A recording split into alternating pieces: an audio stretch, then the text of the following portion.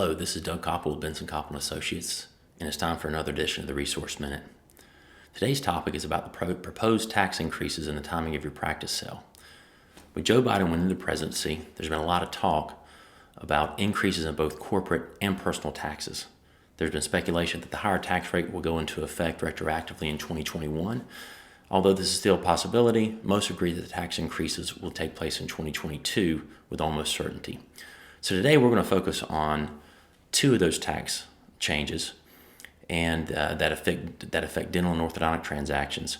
And those are increases in personal income tax rates and capital gains rates.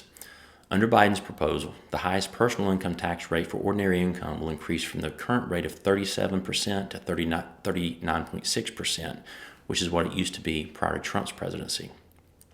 The highest long-term capital gains rate will increase from the current rate of 20% to 39.6% for individuals with taxable income of over $1 million. So this is the same rate as ordinary income tax rates and nearly double the current capital gains rates. So this really has the biggest impact on practice sales because the majority of practice sales prices represent intangibles that are subject to capital gains. So let's look at a couple of actual examples.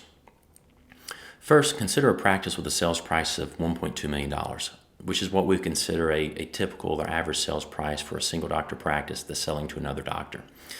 So if we assume that 85% of the purchase price represents intangibles that are subject to long-term capital gains rates, this results in over $80,000 in additional taxes if the transaction occurs in 2022 at the higher tax rates rather than in 2021. This increase is primarily due to the increased capital gains rates, but is also impacted a little bit by the higher ordinary income tax rates. And remember that the higher capital gains rates start at income levels over $1 million. So the difference in taxes depends on other sources of income and how much of the intangibles are actually taxed at the higher tax rate of 39.6%. So in this example, we assume the doctor had other sources of income outside of the practice sale, totaling $200,000 in 2022.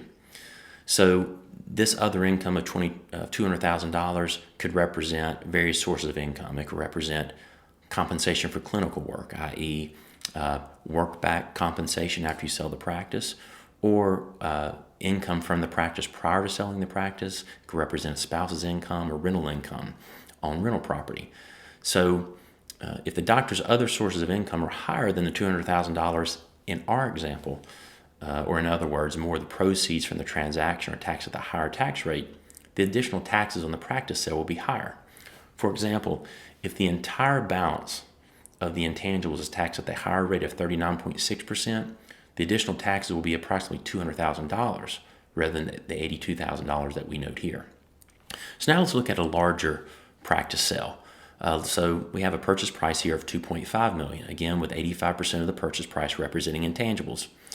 In this case, we assume the selling doctor has other sources of income of $300,000. So the additional taxes in this transaction with a higher tax rates is over $360,000, with the effective tax rate on the transaction or the sale increasing by nearly 15 percentage points. Again, same caveats here that the taxes paid on the sale depends on the doctor's overall income levels, and they're going to vary. But if the entire intangible balance is taxed at the higher rate of 39.6%, the additional taxes will be approximately $415,000 rather than $362,000 that we first note here. So obviously, the higher the purchase price for the practice and the higher overall income levels, the more severe the tax impact. So how do you make up for this difference in taxes and the net proceeds in the sales price? Well, basically, there's two ways. You can increase the value and sales price of your practice significantly, which isn't very easy and typically is not accomplished very quickly, or you have to consider how much longer you need to work to make up the loss in proceeds.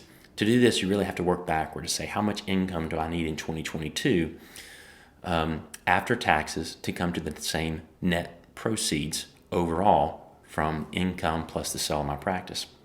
This means working longer, and also you want to make sure you're maintaining or growing your practice so that you're not losing any value in the practice or in the gross sales price. So we're advising clients to consider selling this year rather than during the first part of 2022 to lock in the current tax rates.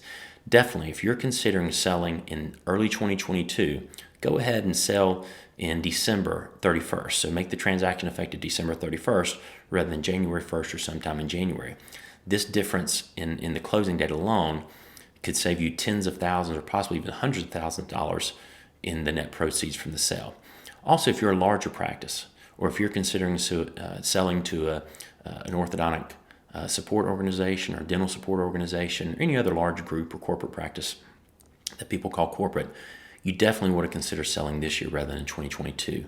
These transactions often result in higher purchase prices, and therefore the impact will be more severe. So just consider you have a practice that you could sell to a corporate group for $6 million.